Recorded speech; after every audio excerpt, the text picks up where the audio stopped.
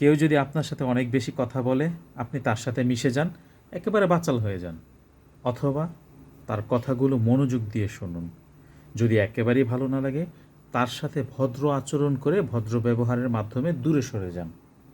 আবার কেউ যদি আপনাকে নিয়ে ঠাট্টা মশকরা করে, আপনিও তার সাথে পাল্টা ঠাট্টা মশকরা করেন। যদি একান্তই ভালো না লাগে, তার কাছ থেকে দূরে সরে যান।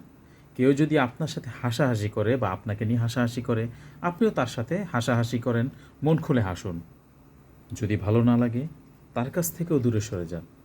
কেউ যদি আপনাকে খুব বেশি জ্ঞান দেয়, অ্যাডভাইস দেয়, উপদেশ দেয়, তার কথাগুলো মনোযোগ দিয়ে শুনুন, নিজের মধ্যে উপদেশগুলো নেন। যদি এও ভালো না লাগে, বিরক্তি মনে হয়, তাহলে তাকে সুন্দর করে বুঝে তার কাছ থেকে হাসি মুখে বিদায় নিয়ে দূরে সরে যান। তবে আপনার কারণে কোনো মানুষের যদি কোনো রকমের ক্ষতি হয় বা অসুবিধা হয়, সেটা সে বোঝা সত্ত্বেও নীরব, সাইলেন্ট, কোনো রিয়াকশন দেখাইতেছে না, আপনার এই আচরণের কোনো রিয়েক্ট সে করতেছে না, তার কাছ থেকে শতভাগ নিশ্চিতে সাবধান হয়ে যান। একেবারে সাবধান হয়ে যান। তার সাথে আর বাড়াবাড়ির দরকার নাই।